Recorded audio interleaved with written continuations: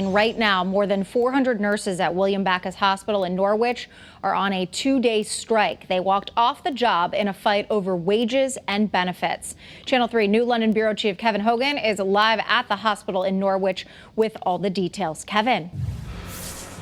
Good evening, Aaron. These unionized nurses plan to be here all night and demonstrate. They'll be here again all day tomorrow, a 2-day strike. The hospital, meanwhile, says they want the union leaders to come back to the table and negotiate. 400 unionized nurses at William Backus Hospital are on the picket line today and scheduled tomorrow, demonstrating for fair wages and PPE. We found it very difficult to leave what we consider our home, and our patients behind. The hospital remains open with nurses brought in from other facilities. Oversight of the hospital before and during the strike, that's being monitored by the Connecticut Department of Health. The strike comes after 23 negotiating sessions failed.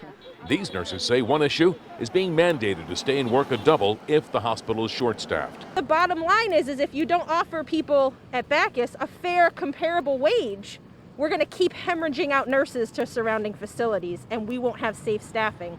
The president of William Backus Hospital, Donna Handley, says, "We remain firmly committed to reaching a reasonable agreement.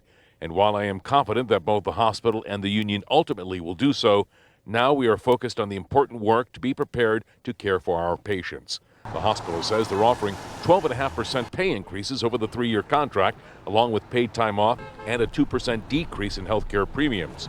Union President Nurse Sherry Dayton says the biggest issue is the staffing level. They frequently work a lot of overtime, and they frequently get mandated against their will. So who's working now?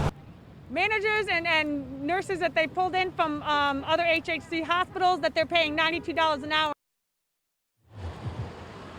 Now, William Backus Hospital is open during this 2-day strike. Coming up on Eyewitness News at 6, you're going to get some insight from a male nurse about his workload.